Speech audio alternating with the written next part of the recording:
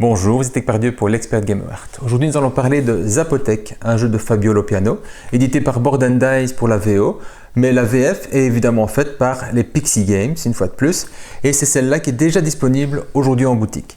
Alors ici, on part chez les Aztèques, on va développer une des plus grandes villes aztèques de l'époque, Zapotec.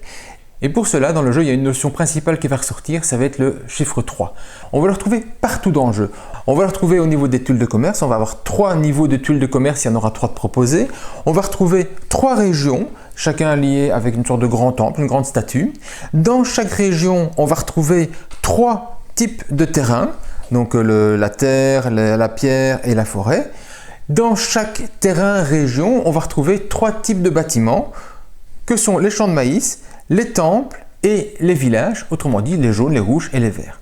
On va retrouver 3 rituels, on va retrouver sur notre plateau de joueurs 3 lignes et 3 colonnes, chacune associée à une ressource de base. Il y a 3 ressources de base et 3 ressources avancées.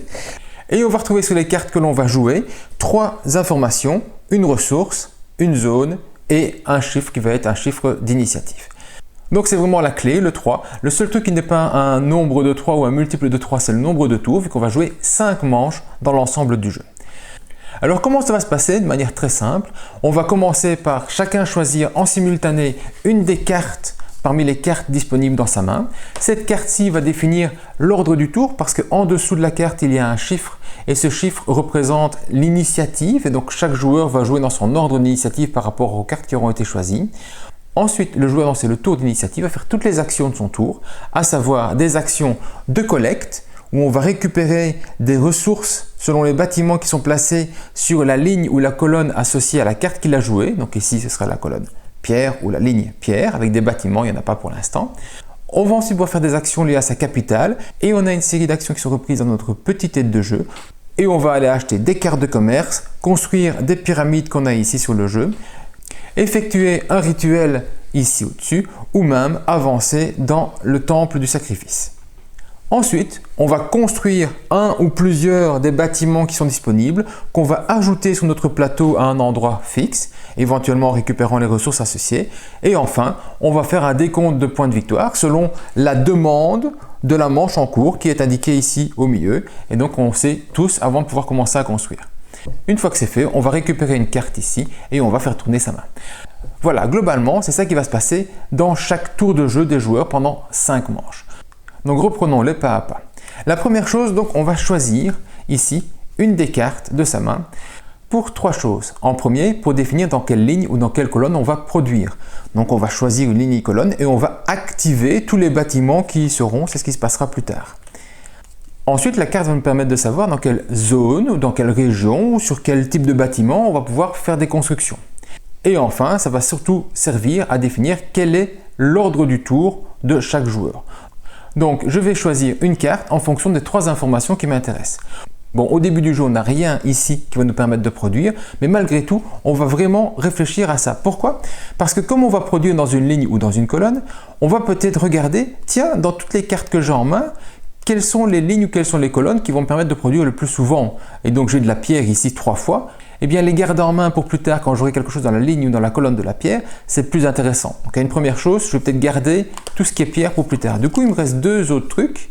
Il me reste ici un type de terrain et ici une région. Alors la troisième option, donc c'est la construction sur une zone spécifique. C'est un truc que je ne vous conseille pas à la première manche. Pourquoi? Parce que vous allez voir après, on a besoin de certaines ressources. Or, on n'a pas assez de ressources au début du jeu que pour faire beaucoup de construction. Et c'est un jeu sur lequel on va devoir beaucoup construire si on veut valoriser notre production future. Donc dans la première manche, ce que je vous conseille, c'est de regarder ce que vous avez le plus comme type de ressources dans la partie haute de votre jeu et les garder à part. Et dans ce qui vous reste, de choisir de toute façon plutôt une région ou plutôt un type de terrain qu'un type de bâtiment. Donc je vais peut-être par exemple partir vers ceci, cette région-ci associale. Et donc me voilà à choisir cette carte-ci. Je garde les zones masquées et je vais donc montrer, révéler à tous les autres joueurs la carte que j'ai jouée et chacun va faire pareil. Donc moi j'ai joué ceci et imaginons que les 2 autres aient joué ceci et cela. Donc j'ai une mise en place ici pour 3 joueurs, donc on n'utilise pas les zones à 4 joueurs. Et je me retrouve avec 21, 22 et 15. C'est donc le 15 qui va être désigné premier joueur de la manche. C'est lui qui va commencer à faire toutes les actions qui vont arriver juste derrière. puis ce sera le 21, puis ce sera seulement moi le 22. Quelles sont les actions qu'on va faire? Bien, la première chose, ça va être de collecter mes revenus. Donc le 15 va le faire, puis le 21, puis seulement ça va être moi. Et comme j'ai choisi le bois ici, je vais donc collecter soit dans la ligne du bois, soit dans la colonne du bois. Au début, il n'y a aucun bâtiment, donc tout ce que je vais collecter, c'est un bois ou un bois, vu que les valeurs de colonne ici sont une des collectes. Mais imaginons que plus tard, dans une autre phase, je me retrouve avec quelque chose comme ceci. Ce qui va se passer, alors je vais collecter un bois, plus une pierre, plus un maïs, plus une pierre, plus une pièce. Donc, plus je vais avoir de choses dans ma ligne ou dans ma colonne, plus je vais récolter quelque chose. Les symboles qui se trouvent ici ne sont pas des choses que l'on peut collecter avec la collecte de la ligne ou de la colonne, mais des choses qu'on va récupérer quand on l'écrasera avec un bâtiment. Donc, au début du jeu, ce que je vais juste avoir, ça va être un bois. Et je vais pouvoir rajouter un bois à ce que je dispose déjà au départ. Donc j'ai au départ une ressource de base de chaque. Une fois que la phase de revenu est faite, on va pouvoir faire les actions de la capitale. Alors à la première manche, vous n'en ferez aucune, vous n'avez pas les moyens pour le faire, mais voyons-les dans le détail. La première chose qu'on peut faire, ça va être d'acquérir des tuiles de commerce. Les tuiles de commerce ici, c'est pas difficile, leur coût est indiqué à côté, une pièce, 2 pièces ou 3 pièces pour la prendre. Alors il y a 3 types de tuiles de commerce. Il y a celles avec un une fois, on les prend, on les fait immédiatement, donc c'est un effet one shot et immédiat.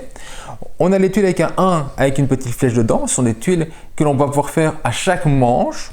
Et puis il y a les tuiles qui n'ont pas d'information, ce sont des tuiles qui sont avec un effet permanent, qui modifient les règles à un moment ou à un autre au niveau du jeu. Qu'est-ce qu'on va avoir comme type de tuile? Eh bien, on va avoir une tuile ici qui va nous permettre d'avoir 2 ressources immédiates. On va avoir des tuiles qui à toutes les manches vont permettre de transformer une ressource en une autre ou une ressource en 2 autres. Et on va avoir des tuiles ici qui vont réduire les coûts d'achat d'un type de bâtiment ou modifier les points de victoire de fin de manche. Donc ce sont des actions qui vont être modifiées à un moment ou à un autre au niveau du jeu. Voilà pour les tuiles de commerce. On les prend, on les active, on les retourne définitivement si c'est un one shot. On les tape si c'est une tuile qui va tourner à chaque manche et sinon elles restent tout le temps visibles si elles n'ont pas d'action de fin vu qu'elles ont toujours un bonus permanent. Deuxième type d'action, ça va être de construire une pyramide. Les pyramides, elles se trouveront ici. On a ici 3 types de niveaux de pyramide. On a la base, on a le niveau avancé et on a le plus haut niveau. Donc 3 types de niveaux de pyramide qu'on va pouvoir construire. Alors la règle c'est simple au niveau de la construction, si vous voulez construire sur une zone où il n'y a encore rien, vous êtes obligé de mettre le plus grand morceau que vous avez encore chez vous, donc celui-ci. Si je voulais encore construire après ici, ce serait toujours moi qui voudrais le faire, le plus grand ce serait celui-ci. Et si je voulais encore construire à ce niveau-ci et que je n'avais plus celui-là, je n'ai plus que des petites ici au niveau des pyramides, et bien je construirai éventuellement ceci. Donc systématiquement, si je veux construire dans une zone vide, je dois mettre le plus grand de ce qu'il me reste, mais ça pourrait être éventuellement un toit si jamais je n'ai pas autre chose. Ça, c'est la première chose à dire. La deuxième chose à dire au niveau des constructions, c'est que quand je vais placer mon niveau de pyramide, le premier niveau, la base, et il y a 3 espaces à 3 joueurs, 4 à 4 joueurs, on va alors choisir dans ce qui est proposé ici, un type de scoring, parce qu'en fait les pyramides vont me permettre de faire du scoring en fin de jeu. Je vais choisir quelque chose, et bien par exemple je vais mettre ceci, ce qui voudra dire qu'à la fin de jeu, chaque étage de pyramide qui se trouvera ici, que ce soit à moi ou à quelqu'un d'autre, va rapporter un point de victoire par bâtiment de type champ que l'on aura placé dans le jeu. Donc c'est l'information qui se trouve ici, un point de victoire par étage de pyramide selon la valeur indiquée ici par bâtiment de cette valeur-là. Alors on va avoir des types de bâtiments, on pourra avoir une zone par construction qui aurait été placée ici, donc sur le temple bleu là. Et on pourra avoir aussi un type de terrain, et donc par bâtiment qui serait placé n'importe où sur un terrain au niveau des bois de la forêt. Donc ça c'est vraiment ce que va permettre d'avoir comme information ma pyramide. Construire une pyramide que je vais donc associer à un symbole pour le scoring, ça va me coûter les 3 ressources de base plus un prêtre, et cela que ce soit pour mettre une première pyramide quelque part ou pour construire sur une pyramide existante. Je peux moi-même construire sur ma pyramide, mais un autre joueur pourrait lui aussi construire sur une pyramide existante. Simplement, on va avoir à la fin du jeu effectivement des points de victoire par étage selon le joueur qui l'a construit.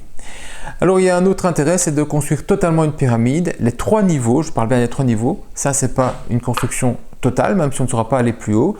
Quand on aura construit les 3 niveaux, il y aura un intérêt à un point de victoire, on le verra dans le scoring final.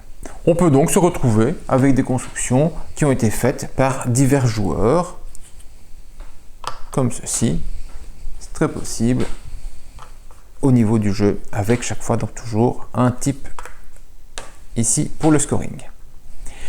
Voilà, les pyramides, une ressource de base plus un prêtre. Deux détails à rajouter, quand on achète des cartes de type commerce, on peut en acheter plusieurs le même tour, mais toujours sur des lignes différentes. Idem, quand on construit des pyramides, on peut en construire plusieurs, mais toujours sur des zones différentes. On ne peut pas construire plusieurs fois pour terminer par exemple une pyramide tout seul, rapidement en un seul tour. Donc des zones différentes, des zones différentes. Ensuite, on va pouvoir aussi valider un rituel. Un rituel, ça se trouve ici.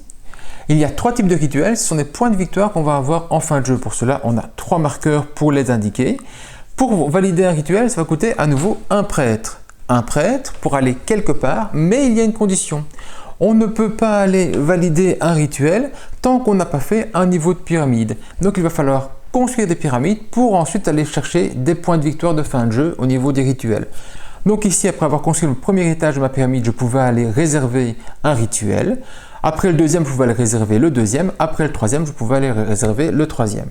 Je paye donc un prêtre, je mets mon marqueur et je vais donc réserver une manière de scorer au niveau de la fin de jeu.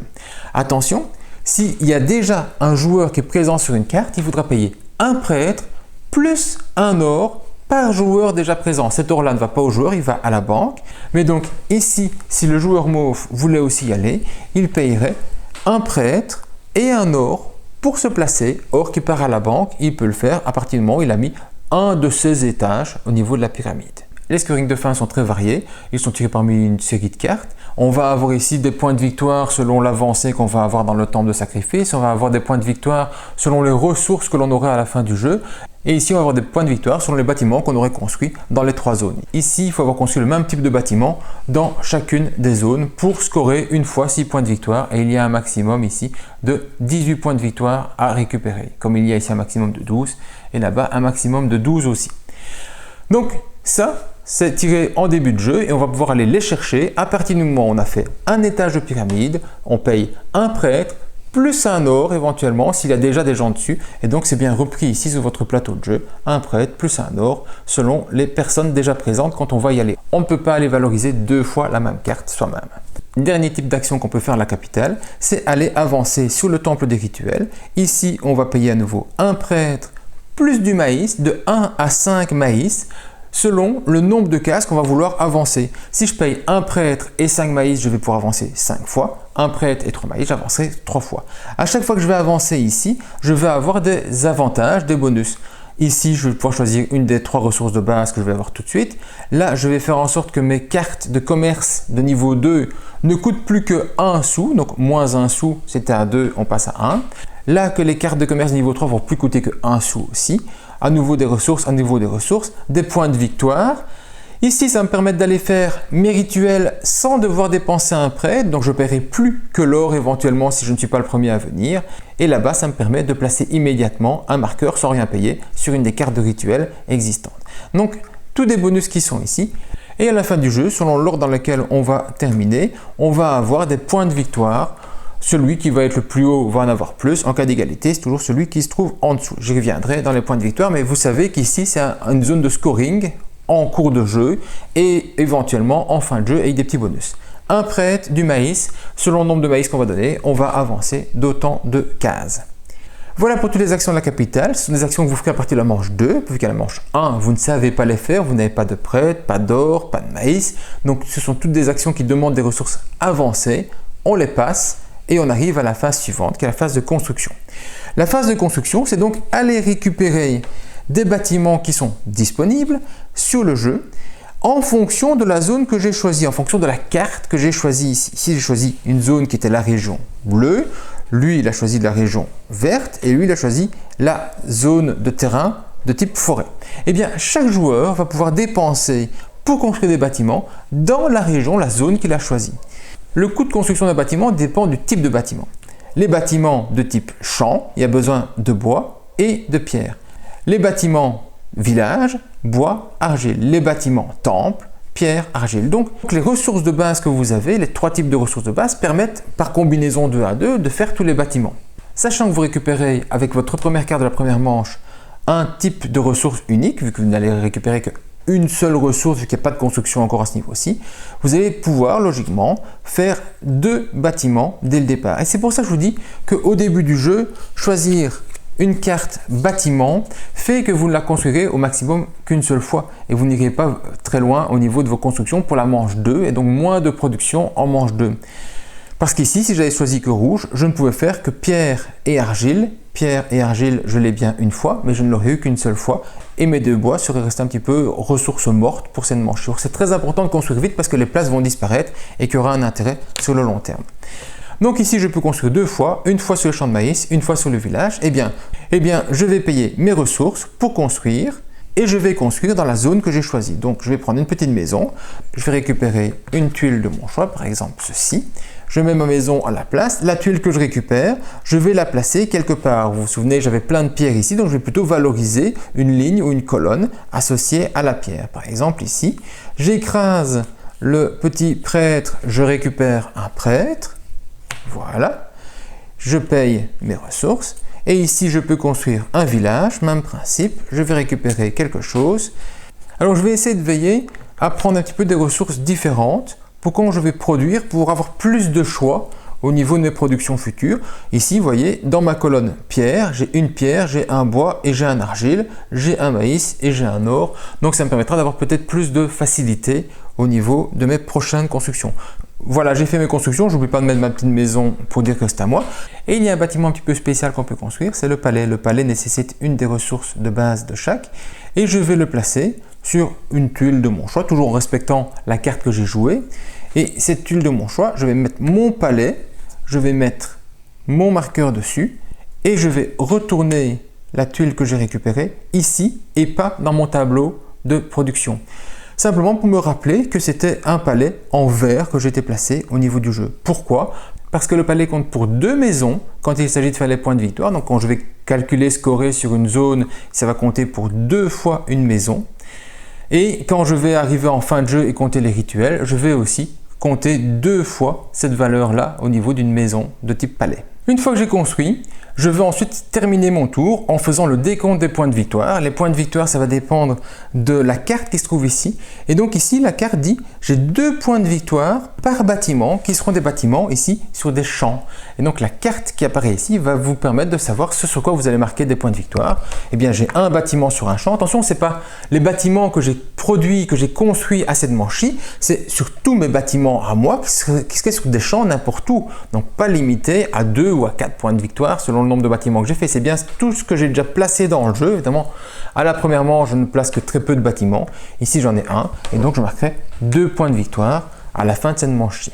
Je termine ma manche en choisissant une des cartes disponibles ici qui va aller dans ma main. Donc j'ai à nouveau les informations de type de ressources de production, la zone dans laquelle je veux construire et l'initiative qui va être associée à la carte, donc l'ordre du tour que je m'attends à avoir en prenant telle ou telle carte ici. Mais il n'y aura pas que ça, parce qu'il va y avoir 3 cartes qui vont être prises par les joueurs. Ce qui veut dire que la dernière carte, ça va être la carte qui va produire des points de victoire à la manche suivante parce que cette carte-ci, elle va remplacer la carte existante. Ce qui veut dire que moi qui ai commencé à construire dans la zone bleue, j'ai peut-être pas intérêt à prendre ça parce que ça va empêcher le scoring là-dedans. Donc je vais la laisser et je vais plutôt prendre quelque chose qui ne m'intéresse pas, quelque chose dans lequel je ne mets pas de points de victoire, par exemple ici. Je vais réfléchir, je vais pouvoir construire là-bas, avoir cette initiative-là, avoir cette zone de production, mais vous avez d'autres cartes en main. Si ça tombe, si ça ne vous intéresse pas, vous allez la garder dans votre main. Vous avez encore de quoi faire, de quoi jouer dans votre main pour jouer autre chose. Et chaque joueur va ainsi faire ainsi. Chaque joueur va donc produire, éventuellement faire des actions à la capitale. Première manche, on ne sait pas en faire.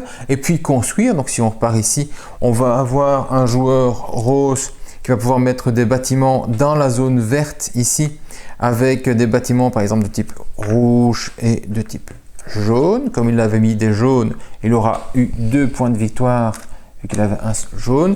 Tandis que dans la forêt, ici, n'importe où en forêt, le joueur bleu va aller placer ses maisons sur des endroits peut-être ici rouge et ici en vert.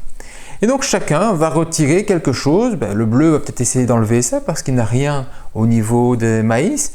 Peut-être qu'un autre joueur qui aurait eu le choix va retirer ici parce qu'il n'est pas placé là-bas. Et donc, À la fin de la manche, cette carte-ci va venir remplacer la carte existante et la prochaine fois, on va scorer dans cette zone-ci. Ces cartes-ci vont dans les mains de chaque joueur et les cartes qui ont été jouées par les joueurs vont être placées ici, vont faire la nouvelle pioche et on va rajouter une carte en plus pour qu'il y en ait à chaque fois une de trop qui va donc être remplacée ici pour définir le nouveau scoring. Et on repart ainsi. On rechoisit dans sa main une nouvelle carte qui va définir la zone de production. Et maintenant, il y a un intérêt beaucoup plus important d'aller produire dans cette colonne-ci et donc de jouer une carte avec de la pierre. Par contre, je ne vais peut-être pas jouer celle-ci vu qu'ici, on va scorer sur les zones de type de terrain gris. Et donc, si je choisis ça, je vais mettre que des maisons dans des zones qui ne vont pas scorer. Donc, je vais choisir par rapport à tout ce que j'ai comme option ici qui est intéressant. Donc, plutôt ici, ce type de carte qui va me permettre de définir que je vais aller construire dans ce terrain-là avec mes nouvelles productions et je vais ainsi avancer au niveau du jeu. Je vais avoir 3 ressources, mais j'ai un or. Avec un or, je pourrais éventuellement avoir 2 ressources en plus et potentiellement faire 2 constructions à la prochaine manche sur une zone grise. Et on va ainsi avancer, jouer le jeu de manche en manche, donc chaque fois en simultané la définition de l'ordre du tour et puis après, on fait toutes ces actions un joueur, puis toutes les actions un autre joueur et le suivant ainsi jusqu'à ce qu'on le recommence, une nouvelle manche jusqu'à la fin du jeu. La fin du jeu, ce sera quand on aura retiré toutes ces cartes-ci et que donc on aurait été mettre une dernière fois une des cartes ici, que le joueur aurait repris quelque chose en main. On va faire alors un dernier tour associé au dernier scoring qui a été choisi et donc terminer le jeu après 5 manches. Pour le scoring final, je vais donc calculer ici mes rituels. Je vais voir pour chaque carte sur laquelle je suis présent ce qui est demandé et donc gagner les points de victoire associés. N'oubliez pas que votre palais compte pour 2 maisons quand il s'agit de répondre à une demande. On va ensuite gagner des points de victoire par rapport à l'avancée au niveau de la piste de sacrifice. Celui qui est le plus haut marquera 9, puis 6, puis 3. En cas d'égalité, c'est celui qui est en dessous qui marque les points de victoire. Donc bleu marquerait 9, rose 6 et orange 3. Et on va marquer les points de victoire par rapport aux demandes qui se trouvent ici au niveau des pyramides. Chaque étage d'une pyramide va me permettre donc d'avoir un point de victoire par étage de pyramide pour un bâtiment placé sur ce type de demande. Donc ici sur des champs de maïs, là-bas sur des zones boisées. Et en plus, si jamais une pyramide est complète à 3 niveaux, chaque niveau vaut 5 points de victoire. Donc, très important, c'est 5 points de victoire qu'on peut avoir en plus par niveau de pyramide quand elle est complète. En cas d'égalité, ce sera le joueur qui sera le plus haut et donc le plus en bas en cas d'égalité ici sur la piste de sacrifice. Voilà, Zapotec, c'est un jeu pas très compliqué au niveau de la gestion. Les premières manches jouent très vite parce qu'en fait on ne sait pas faire beaucoup de choses vu qu'on n'a pas assez de ressources pour faire des actions de la capitale. Donc on va juste récupérer des ressources et construire.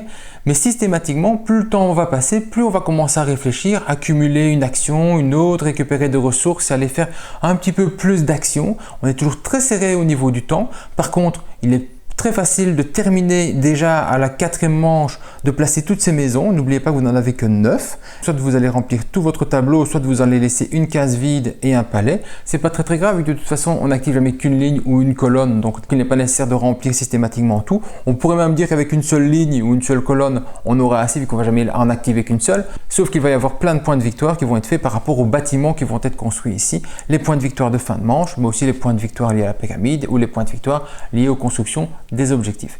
Donc ça c'est vraiment quelque chose qu'on va avoir souvent, avoir tout construit ou presque tout construit avant la 5e manche.